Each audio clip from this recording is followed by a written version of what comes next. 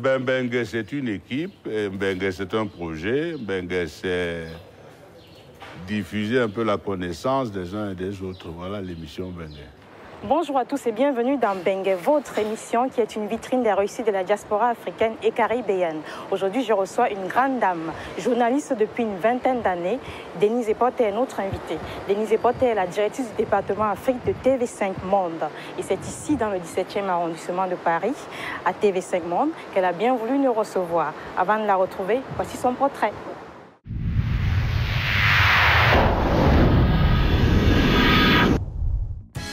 Denise Epoté, journaliste de profession depuis une vingtaine d'années. Née au Cameroun, Denise Epoté a débuté sa carrière à la CRTV, la Cameroun Radio and Television. Après une dizaine d'années de service au sein de la chaîne publique du Cameroun, Denise Epoté s'envole pour la France rejoindre l'équipe de TV5 Monde, la chaîne française internationale. Outre son émission qu'elle présente intitulée « Et si vous me disiez toute la vérité », Denise Epoté est surtout la directrice régionale Afrique de TV5 Monde. Certains la qualifient de femme difficile, d'autres en revanche apprécient son professionnalisme, ce qui lui a valu plusieurs distinctions en Afrique et en Europe. Denise Epoté reste depuis un quart de siècle une journaliste emblématique.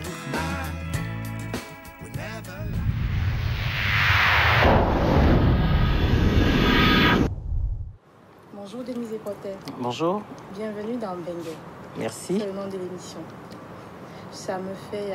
je suis très ravie de vous recevoir. Et moi, je suis ravie d'être invitée. Vous êtes la directrice département TV5 Afrique à TV5 Monde. Directrice régionale Afrique de TV5 Monde. D'accord, ok. Nous allons commencer par le début de votre carrière. Vous avez débuté à la CRTV, la Cameroun Radio Television. Quels souvenirs gardez-vous de cette époque? Des souvenirs comme tous les souvenirs qu'on peut garder d'un premier poste qu'on a occupé et d'un début de carrière. Donc, je sortais à peine de l'école de journalisme quand j'ai commencé à travailler à la CRTV. Donc, je travaillais avec mes camarades de promotion. Donc, ce ne sont que de bons souvenirs parce que c'était un début de carrière.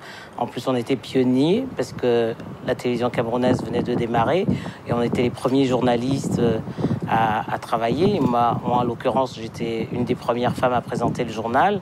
Donc, pour moi, ce ne sont que de bons souvenirs. Et vous êtes resté en contact avec vos anciens collaborateurs de la CRTV?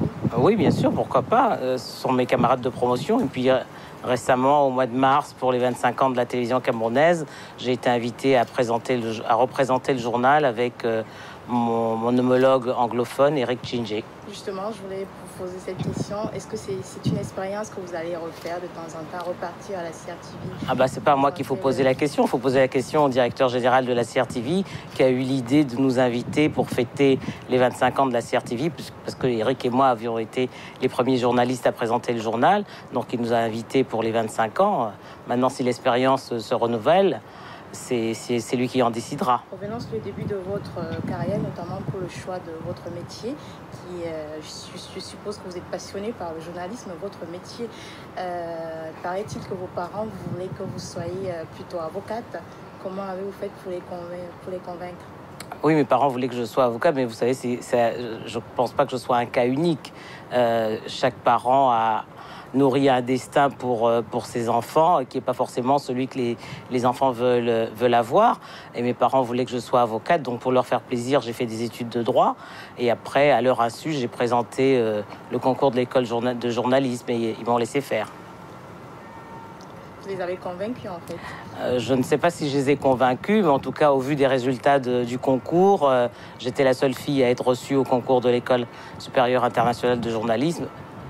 Ils n'avaient pas d'autre choix que de me laisser faire, et je pense qu'aujourd'hui, ils pensent que je pense qu'eux aussi, ont fini par comprendre que j'ai eu raison de m'entêter. Denise Epoté, comment est-ce que vous vous définissez?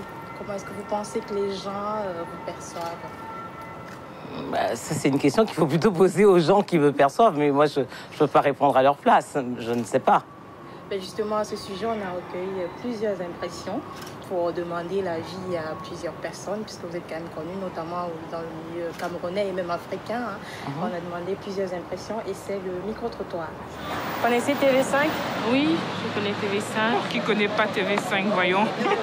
Oui, je suis passé dans TV5 en 98, lors de la Coupe du Monde en France, avec votre collègue El Mamoun. Non, je pense que j'ai dû zapper dessus une fois ou deux, mais voilà. C'est une ouverture sur le monde. C'est ça qui est bien, de transférer des bonnes informations, de nous faire découvrir autre chose. Moi, c'est vrai que c'est au niveau information africaine, c'est vrai que j'apprécie parce qu'ils montrent plus souvent des informations concernant l'Afrique, par rapport à d'autres chaînes. Et c'est vrai que TV5, c'est par rapport à ça que j'aime bien. Et vous connaissez Denise Epotet? Oui, je connais Denise Epotet. Je suis camerounaise comme elle. Quand j'étais plus jeune, elle présentait le journal sur la CRTV. Au Cameroun, elle présentait beaucoup d'émissions. Et en plus, mon arrivée ici, je l'ai aussi revue sur TV5. Denise Epotet, c'est une sœur qui était au Cameroun, quand on a inauguré la télévision camerounaise, avait un pôle bien. Non, je ne la connais pas personnellement. Je l'ai jamais vue. Ouais, je la regarde pas souvent, mais c'est une bonne chaîne. Il y a beaucoup de commentaires qui sont intéressants, tout ça, quoi. Ex-grande présentatrice du journal télévisé à CRTV. Et voilà. Maintenant à TV5. Et maintenant à TV5. Une dame très classe, j'aime beaucoup. Et au niveau de sa prestation, elle a su nous épater déjà de l'époque où elle était à CRTV, où elle faisait son journal télévisé avec beaucoup de professionnalisme. Et maintenant, elle continue vers d'autres horizons, notamment à TV5. Non, très belle prestation, très grande dame. Je trouve que c'est une journaliste qui a beaucoup de talent, qui connaît beaucoup de choses en matière journalisme, qui se connaît dans le métier et qui nous a toujours bien donné l'info, quoi. TV5, c'est un bon divertissement et la dame, là, je la connais pas, mais je sais qu'elle fait une dame bien. Un message à lui transmettre? Moi, je lui souhaite beaucoup de courage par rapport à tout ce qu'elle fait, par rapport à tout ce qu'elle entreprend. Et par rapport à mon pays, je lui souhaite beaucoup de courage. Denise Epotet, elle est longue vie. Et c'est une femme qui nous fait l'honneur en tant qu'Africaine, et en tant que Noire, et en tant que Camerounaise. Et je la souhaite beaucoup de bonnes choses. Qu'elle continue comme ça, qu'elle continue à ouvrir ses horizons. L'avenir est encore devant elle, hein, malgré tout. Écoutez, que ça continue, hein, voilà, plein de bonnes choses. Dans ces temps de crise, faut qu'il continue.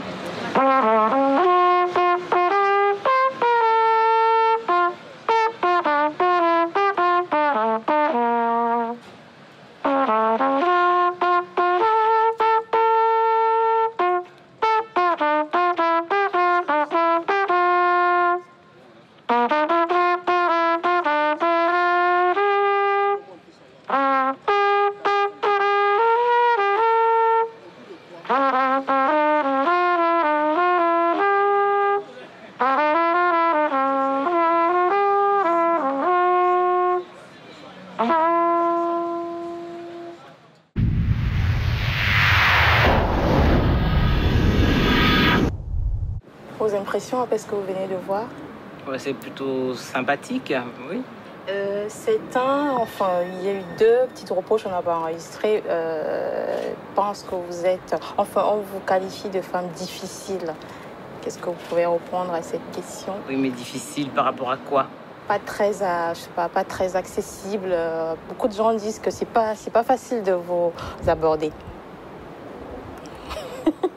Je n'ai pas de commentaire à faire, parce que j'en connais d'autres qui disent le contraire, mais c'est tout. Donc, pour moi, c'est sans commentaire. D'accord. Ça fait 30 ans que vous présentez, presque 30 ans. 28 ans, j'ai essayé de compter. 28 ans. Non, j'ai commencé à la CRTV en 80... La CRTV a démarré en 85, mais avant 85, j'étais à la radio. Donc, au journal, ça fait depuis 85.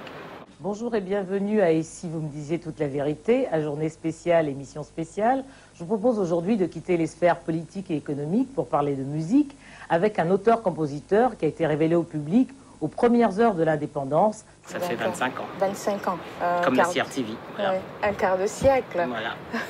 Et vous avez reçu plusieurs distinctions ici en Europe et aussi en Afrique.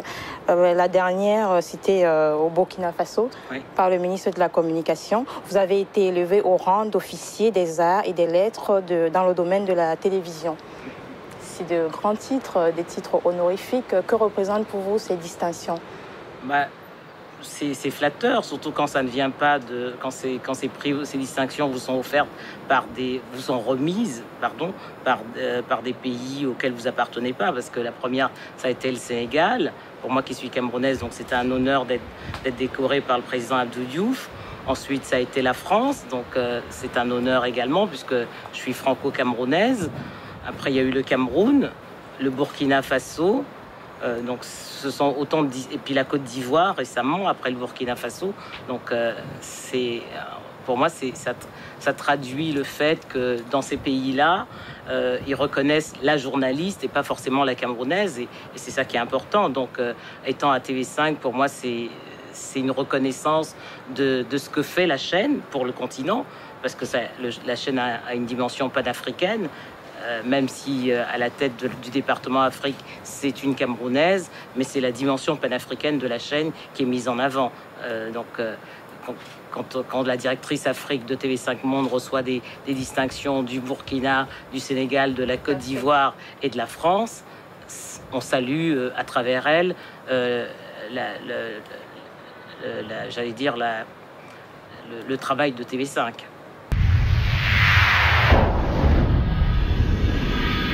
Il est avec nous sur RFI. Bonjour Maman. Bonjour Sébastien. La République de Mbengue vient donc d'instaurer ce fameux VLSTS. Le VLSTS, ou visa long séjour valant titre de séjour, a été inauguré le 9 septembre par le ministre mbenguiste de l'immigration, monsieur Éric Besson. Immigré lui-même, puisqu'on se souvient comment il a clandestinement immigré du Parti socialiste vers l'UMP, sans visa et sans scrupules.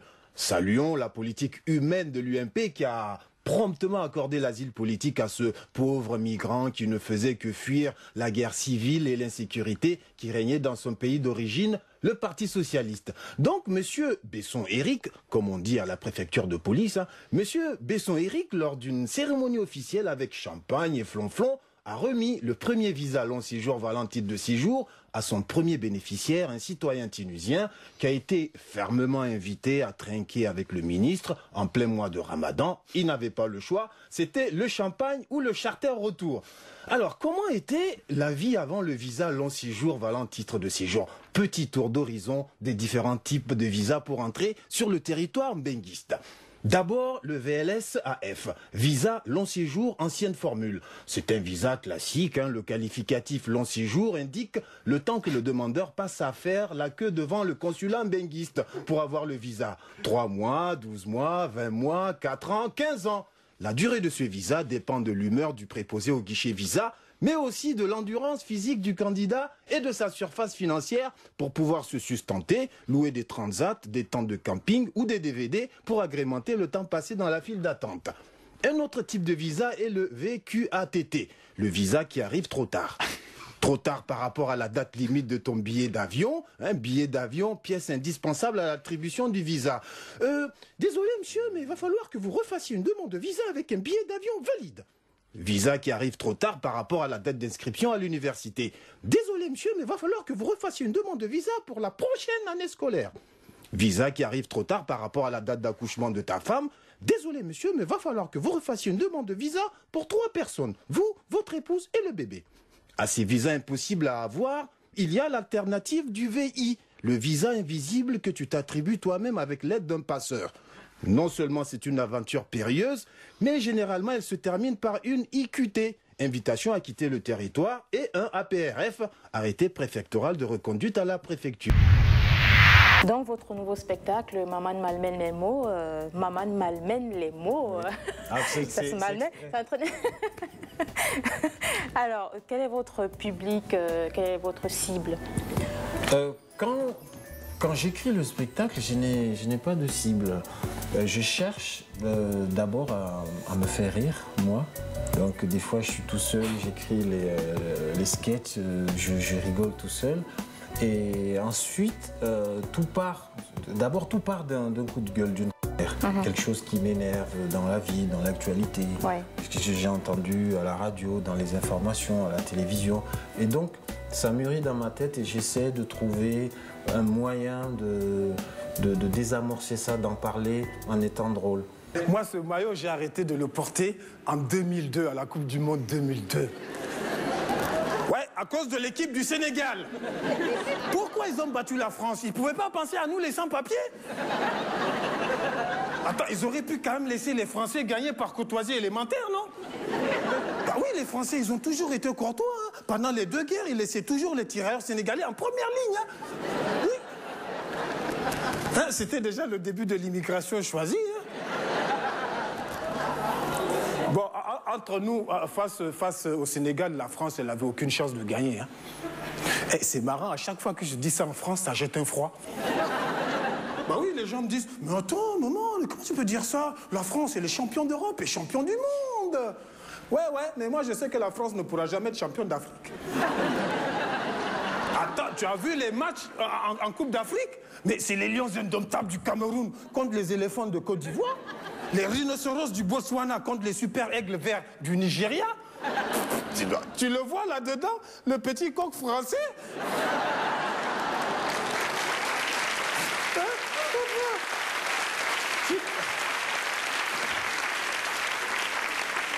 Et il va se faire bouffer tout cru, le coq, hein?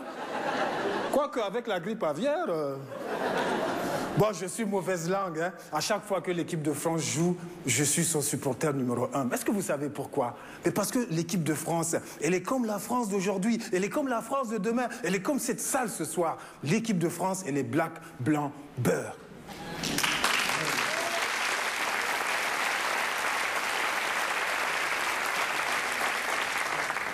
Les sans-papiers aussi, ils sont black, blanc, beurre, hein. Ben oui, mon frère, tu as raison d'applaudir, ma soeur. Parce que dans les sans-papiers, tu as des Maliens, des Algériens et des Russes. Mais tu as aussi des Chinois, des Pakistanais, des Kurdes, des Mexicains, des Brésiliens. Mais dis donc, c'est plus fort que Black Blanc Beurre, ça. C'est United Colors of Tenez bon. Et après, je livre ça au public. Je ne vise pas les Africains, je ne vise pas les Blancs, les jaunes. C'est un public mixte en général. Voilà, un public mixte en ayant des exigences. Moi, au départ, je veux être drôle. Pour un humoriste, c'est la base. C'est la première. En n'étant pas vulgaire. Oui. Donc, vraiment, et en utilisant une langue qui ne soit pas une langue pas courante, mais ne pas utiliser de vulgarité, ne pas utiliser de mots trop argotiques. Comment votre intégration s'est passée sur la radio mondiale? Très bien. J'ai été très bien accueilli par tout le monde, par tous les journalistes, par tout le personnel de RFI et surtout par les auditeurs de RFI. C'est le plus important. Voilà. Ça plaît beaucoup aux gens, que ce soit au Cameroun, au Congo, chez moi au Niger. Surtout que RFI est très très écouté en Afrique. Voilà, c'est la seule source malheureusement d'informations qu'on a. Quelque chose qui se passe chez soi, il faut écouter une radio qui est à Paris pour le dire. C'est le malheur, ce qu'on disait. Ouais. C'est le malheur de nos États, quoi. Et c'est à nous de nous battre justement pour avoir cette liberté de tout dire. Et sur scène, je ne me gêne pas pour le dire. Ben justement, en parlant de chroniques, les chroniques sur RFI, il y a, enfin, comme vous le dites, les gens apprécient. Et moi, la chronique que j'ai appréciée, c'est celle sur Mbengue. Normal, hein, c'est le nom de l'émission. Alors, beaucoup de gens me demandent tout le temps, Mbengue, qu'est-ce que ça signifie, Mbengue? Mbengue, c'est quoi? Donc, explication par Maman. Alors, la chronique, je pars d'un point de vue du Gondwana, comme j'ai expliqué, la République très très démocratique du Gondwana. Les gens me demandent qu'est-ce que c'est que le Gondwana. Je dis le Gondwana, c'est ce que vous voulez. Un Congolais, il dit que c'est au Congo. Un Togolais, il dit que c'est au Togo. Même les Français, ils disent que ouais, on reconnaît la France. En fait, donc le Gondwana, c'est le monde entier. Et dans le Gondwana, on ne dit pas France, on dit Mbengue. Donc au Gondwana, c'est comme ça qu'on appelle la France, Mbengue. Comme j'ai grandi au Cameroun, je sais que les Camerounais ils disent Mbengue. Mbengue dans leur rue, ils disent voilà, Mbengue. Mbengue, c'est la France. Ouais. Mais justement, on va regarder un extrait de cette chronique sur RFI, Mbengue par Maman. les étudiants gondouanais en République de Mbengue. Alors, petite précision, quand je dis étudiants gondouanais en Mbengue, je ne parle pas de ces étudiants gondouanais en Mbengue, dont le sujet de thèse est, ouvrez les guillemets, la différence de tenue de route entre les derniers modèles cabriolets Mercedes et BMW, intérieur cuir sur l'avenue des Champs-Élysées à 4 h du matin après une soirée au Select.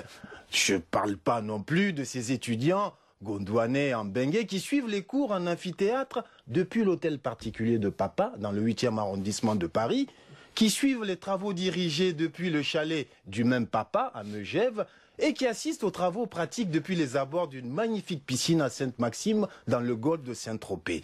Non, je parle de ces étudiants gondouanais qui étudient in situ l'influence sur l'assiduité au cours de 4 heures quotidiennes de ménage dans une entreprise de nettoyage, suivies de 6 heures de service en tant qu'employé polyvalent dans un fast-food de banlieue parisienne, 6 heures à déballer, cuire, servir, faire la caisse, remballer, nettoyer, sans jamais s'asseoir ni manger. Je parle de ces étudiants gondouanais, fer de lance du Gondwana de demain, venus étudier le droit pénal mbenguiste et qui, vivant à 8 dans une chambre de 6 mètres carrés, au 6e étage, sans ascenseur, sans douche, sans toilette, ont une idée grandeur nature du système pénitentiaire qu'ils auront à gérer une fois rentrés en terre gondouanaise.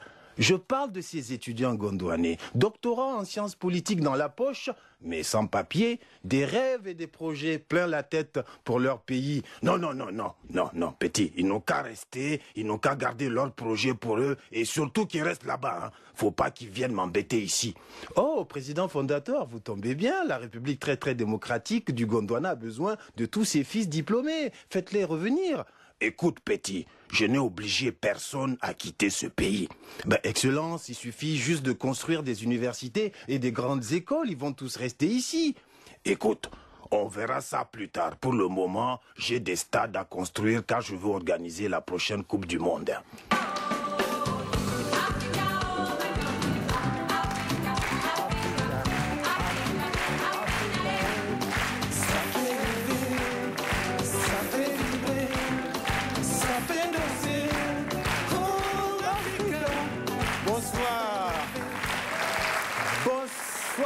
Les amis, vous allez bien? Bien, je vois que malgré la crise, vous êtes tous sortis. C'est bien ça, hein? J'espère que vous avez fait comme moi, hein? Moi, je suis parti à la banque, j'ai pris tout mon argent, je l'ai mis sous le matelas. Bon, vous avez entendu la musique sur laquelle je suis entré, ça, c'est Salif Keita, hein? Je fais plus mon entrée là-dessus, j'ai changé maintenant. J'ai une autre musique beaucoup plus punchy, beaucoup plus moderne. Alors, je vais refaire mon entrée, hein, et le jeune homme qui est là-haut, qui s'appelle Fred, il va me mettre ma nouvelle musique beaucoup plus punchy. Alors, je refais mon entrée sous vos applaudissements. Merci.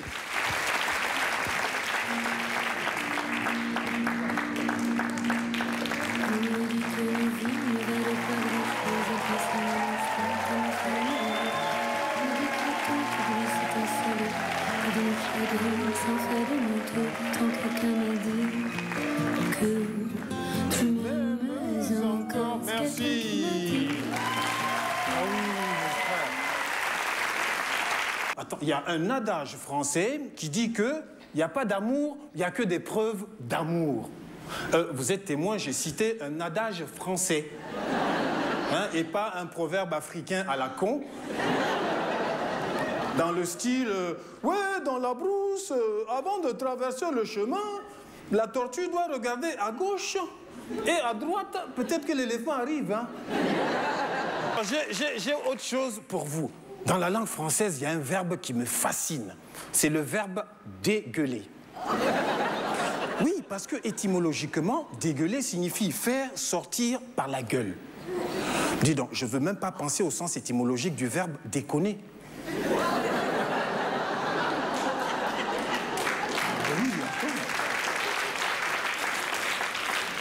Vous comprenez pourquoi, en public, un gentleman ne doit jamais dire à une femme « Madame, vous déconnez, là, hein ?» Hein, d'abord, c'est un manque de respect, et ensuite, comment il le sait qu'elle déconne? Hein, surtout que les femmes, elles sont plus sages que nous, les hommes, hein, n'est-ce pas, mesdames? Hein, et vous imaginez que les femmes, elles ne déconnent que 4 à 5 jours par mois, hein? Oui, et elles arrêtent complètement de déconner après la cinquantaine. Bon, je suis d'accord, faut pas trop déconner avec ça, hein, parce que nous tous, on est venus au monde par déconnade. Mais oui. Attendez, en français, on vient au monde par déconnade grâce à une sage-femme. Donc, en français, une sage-femme est une femme qui aide les autres femmes à déconner.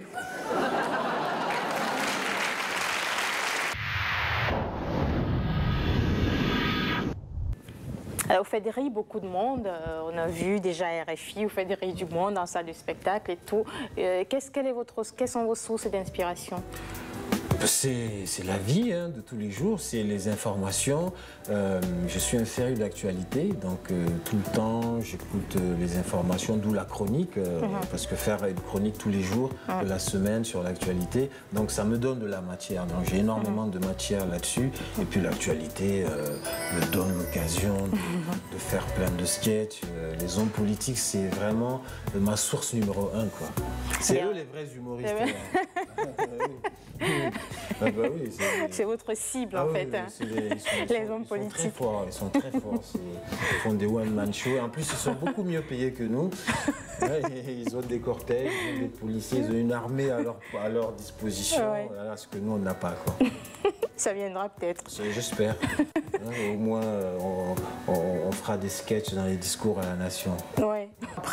Après Paris, après vos spectacles à Paris, vous vous rendez au Liban, c'est votre nouveau challenge? Oui, c'est l'espace francophone toujours. Hein. Et j'ai été au Sénégal, je vais aller à Bamako jouer. Cet été, j'ai été jouer à Lomé. Je vais retourner au Bénin bientôt, le Burkina.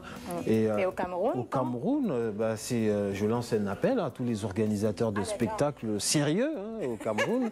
Voilà, parce qu'on dit nul n'est prophète à son pays et je considère que le Cameroun, c'est un peu mon pays. Donc je veux aller jouer à Yaoundé et à Douala, mais dans de très bonnes conditions. Je crois que le message est passé. Voilà, c'est ouvert. Hein. Vous m'écrivez maman@rfi.fr hein, ou bien vous adressez à Mbengue. Hein. Oui, Mbenguebar de 8 @.fr. Voilà, maman, nous allons nous dire au revoir. Merci. Ce n'est qu'un au revoir. Merci mais il y a une particularité dans Mbengue. On se dit au revoir en langue maternelle. En langue maternelle? Oui. Je vais répondre à Haoussa, hein, qui est ma langue maternelle, le Haoussa, qui est là. Et puis on dit c'est Angema Allah Kiaye.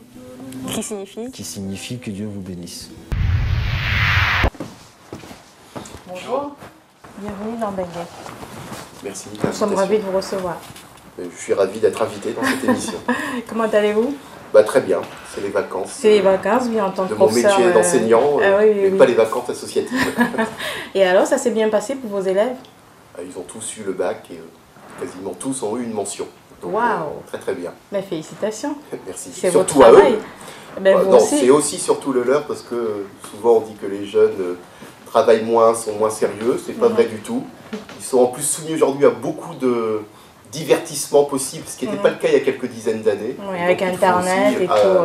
Ils sont multi-sollicités et donc ils restent très sérieux et très concentrés sur leurs études, donc c'est très bien. Donc c'est eux qu'il faut féliciter. Mais vous aussi. Alors en tant que métisse, et je sais qu'il y a plusieurs professeurs qui rencontrent certaines difficultés à pouvoir se faire respecter, surtout en France, en Europe en général.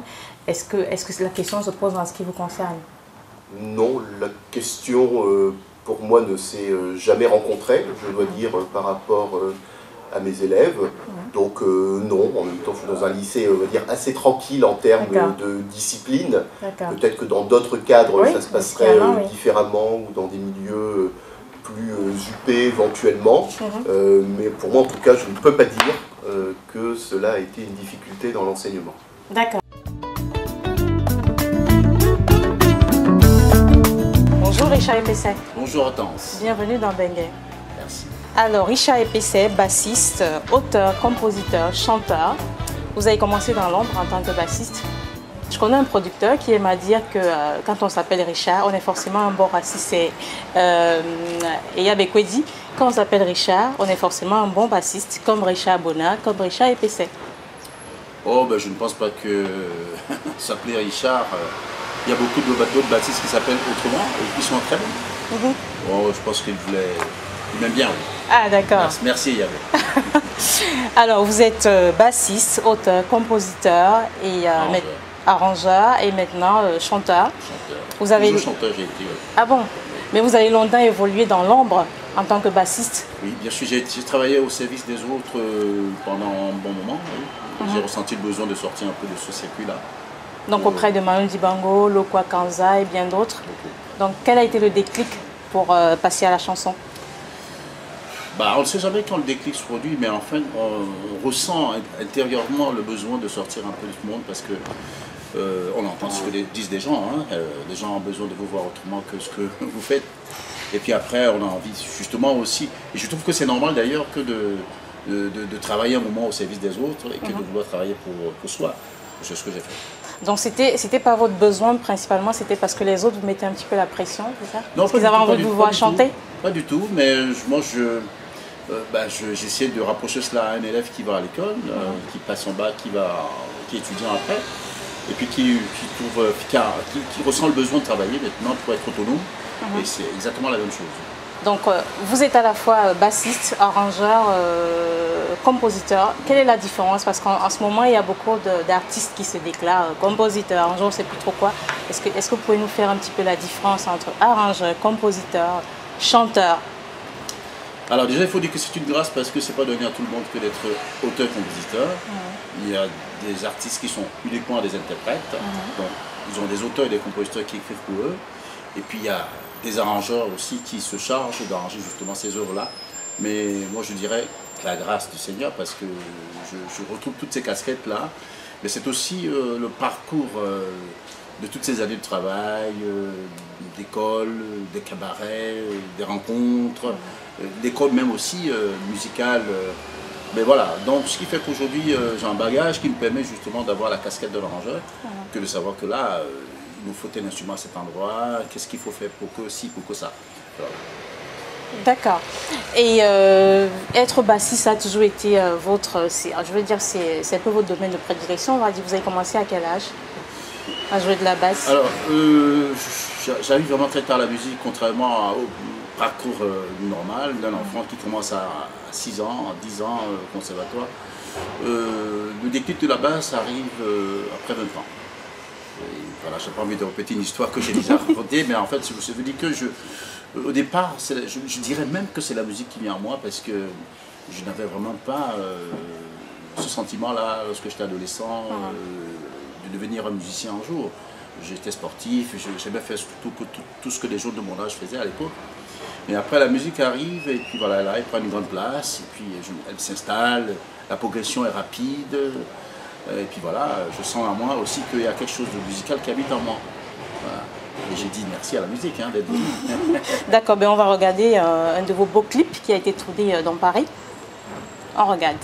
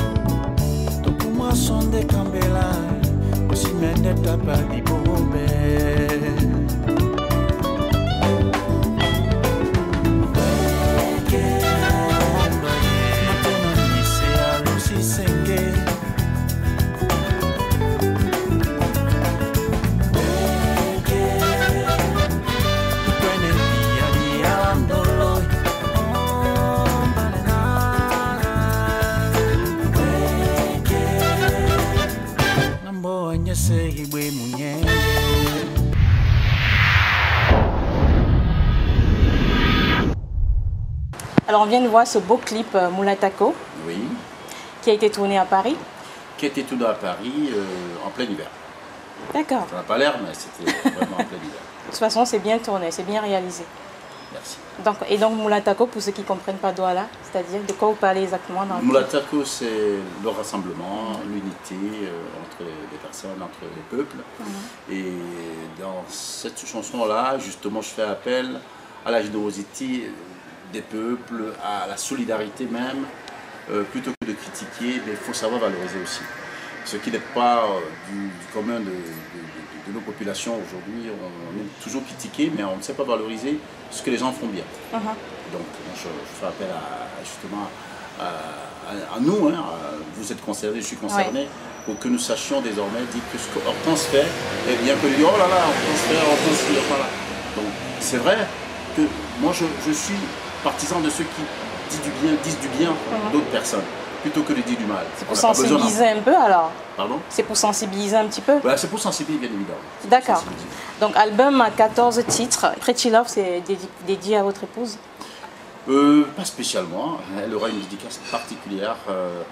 Elle en a même une, d'ailleurs, je ne vous dirai pas. Le Pretty Love, c'est pas forcément une histoire d'amour directement sur quelqu'un.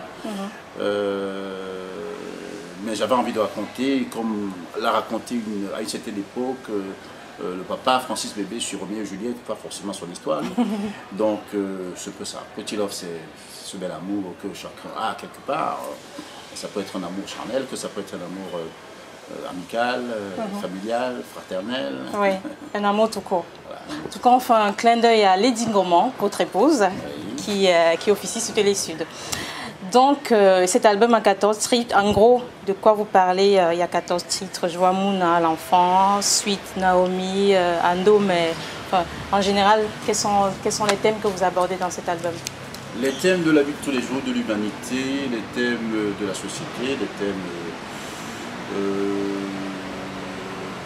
de justice, de l'histoire même que nous avons connue. Enfin, j'aborde un peu différents sujets. Hein. Je me porte quelquefois en conseiller de la jeunesse pour dire à la jeunesse que voilà, il y a des choses, que voilà, faites attention, il y a telle ou telle chose. Que, bon, je prends plusieurs positions dans cet album-là. Je n'ai pas un message unique, mais je vais sur plusieurs volets, plusieurs branches pour essayer plusieurs thèmes. Voilà, plusieurs thèmes, voilà.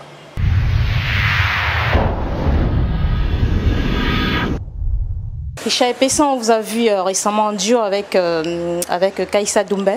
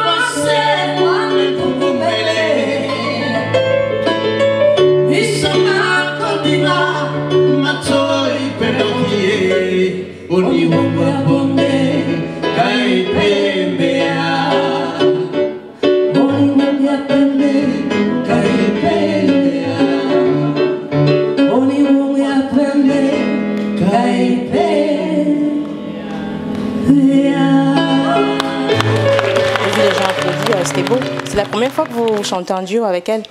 Oui, bien sûr, c'est la première fois que je la connaissais, même pas avant de collaborer avec elle sur ce concert-là.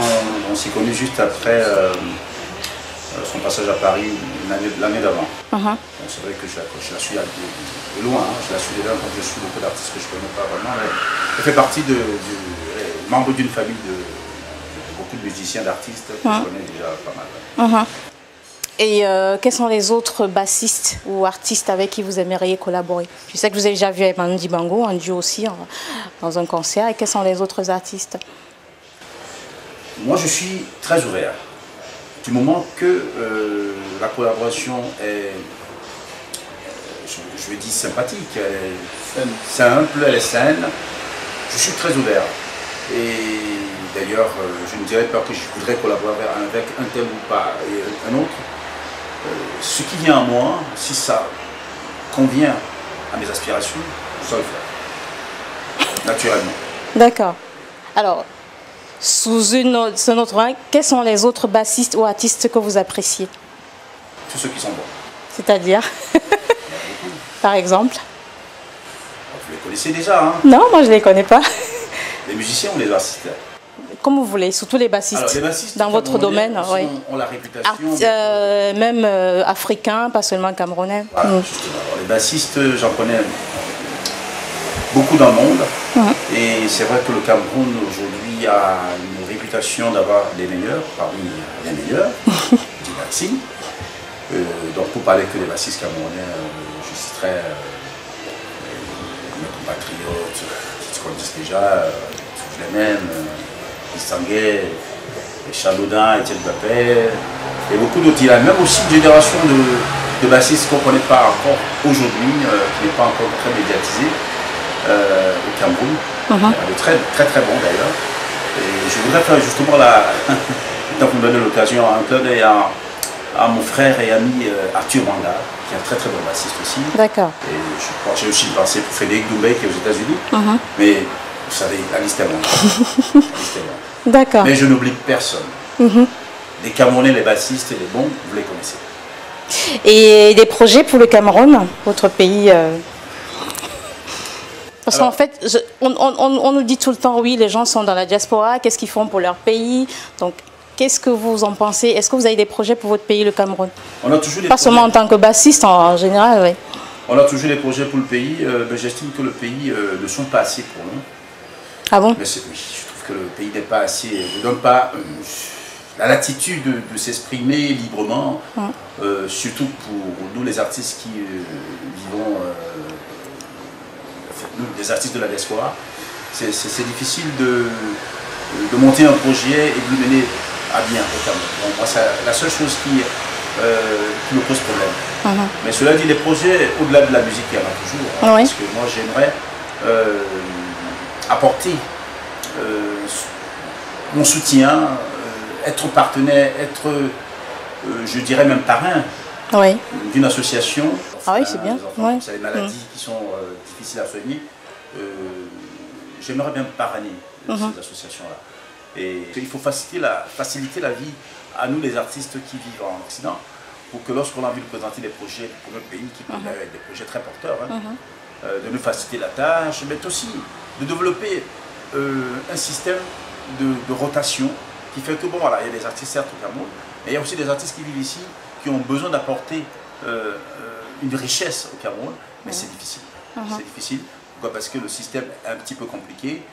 Donc, voilà, moi je ne vais pas gouverner ceux qui gouvernent, mais je veux dire, il faut qu'on nous donne beaucoup d'espace, de moyens, de s'exprimer, d'apporter nos projets sans que ce soit compliqué. D'accord. Et en ce qui vous concerne, à quoi vous pensez? Mais artistiquement, déjà, je pense à un projet de grand concert au Cameroun. Parce que cet album n'a pas été véritablement présenté au Cameroun, grandeur nature, avec des musiciens qui viennent d'ici. Ça fait quand même un bout de temps qu'il est sorti. Ouais, ça fait un bout de temps qu'il est sorti, mais justement, c'est l'occasion de dire que c'est pas faute de n'avoir pas essayé, mais je voudrais que ça se fasse parce que les gens connaissent Richard Epessay en tant que bassiste qui a accompagné un tel ou un tel. Mais Richard Epessay aujourd'hui n'est plus celui-là. Richard Epessay est désormais chanteur aussi, auteur d'un album. Il n'y a pas que ça en fait, c'est tout un système, c'est toute une équipe qui est autour de moi et j'ai envie que les gens voient ce projet comme j'ai eu à le présenter ici à Paris l'année dernière à l'occasion du concert du Morning. Mais encore une fois, il faut en avoir les moyens matériels, d'organisation, de tout ce qu'il faut, les sponsors pour transporter sur tout ce beau monde et venir faire un beau spectacle au Cameroun. La musique camerounaise, un petit peu critiquée en ce moment, enfin, elle subit beaucoup de mélanges. Qu'est-ce que vous en pensez? Bon, la musique camerounaise a beaucoup évolué, certes. Mais elle a surtout évolué dans le mauvais sens. C'est-à-dire qu'aujourd'hui, on a perdu un peu cette richesse des textes. La musique en elle-même n'est pas un problème. Mais ce que ça véhicule, qui est un problème. Oui, ben oui. Les clips qui sont traduits avec les danses en dessous de la ceinture, les textes qui sont un peu pervers, c'est ce que je déplore. Parce que moi, je suis militant de l'éducation pour la jeunesse. L'éducation, pour vraiment éduquer la jeunesse. Parce que je prends un exemple. Il faut des messages qui édifient et qui éduquent, qui enrichissent. Alors, si vous avez une génération, un enfant qui a 10 ans, ou on va dire un enfant qui a 5 ans, qui va voir un clip qui passe à la télé, qui est un peu de travers, on va dire. 20 ans plus tard, s'il n'a vu que ça, il va reproduire la même chose. Donc ça veut dire qu'on a pourri toute une génération, voire deux. Si vous regardez, nous, les musiciens d'aujourd'hui, de notre génération, on est l'héritage de ce qu'on a entendu. Je prends le cas de Francis Bébé, je prends le cas de Ebolotti, je prends le cas d'André Maritala et beaucoup d'autres. Donc, c'est ce qui est un problème aujourd'hui dans la musique camerounaise. La musique se doit d'évoluer, mais il faut qu'elle évolue dans le bon sens. Vous comprenez ce que je veux dire? Oui, je comprends, oui. Alors, qu'est-ce que vous proposez concrètement? Je propose par exemple qu'il y ait une censure. D'accord. Une censure de certaines choses. Tout ne doit pas passer non plus. Parce que sinon, quoi, on perd toute une génération, on perd plusieurs générations. Donc, je propose encore qu'on remette la censure en place, comme on a eu les censures pour le cinéma, la censure pour les chansons. Aujourd'hui, ça n'existe plus. On laisse tout passer. Et laisser tout passer dans porte ouverte à tout et n'importe quoi. Et c'est tout. En faisant n'importe quoi, on devient n'importe qui. Donc moi je pense qu'on peut encore rattraper les choses aujourd'hui, mais encore une fois, il faut une vraie volonté politique. D'accord. Alors, merci Richard Epessay. On va conclure, comme à l'accoutumée dans Bengué, on conclut avec un message en langue maternelle de votre part. C'est le doigt là, c'est le doigt là. C'est quelle langue? Bien évidemment. Alors, la sango ne va pas y personne dans le délit. Mba Richard Epessay Mnamboa na som boa nyesenya Cameroun de na batapena mboa su nyende boa nyena loba atondino abongo no pe ya ba sena bisobina li bana bani boa dibongo lo de le paiement na bibolo ba boa benem. Voilà, tradition, c'est que je rends hommage à la population camerounaise en tant qu'enfant du pays. Et je ne finirai pas cette interview sans dire un grand bonjour à mon ami et frère Arthur Banga, très très bon bassiste qu'on ne connaît pas beaucoup. Et je dirais également la même chose pour Frédéric Doumbé, Moulongo, qui est à New York. Merci. Le frère de Kaïssa Doumbé? Voilà. D'accord. Merci Richard Epessay. C'est moi qui vous remercie. Merci de nous avoir suivis. Merci à vous téléspectateurs. Je tiens à remercier mon styliste Stadio B qui m'a confectionné cette jolie veste. Je vous donne rendez-vous pour la prochaine édition de Bengué. À très bientôt.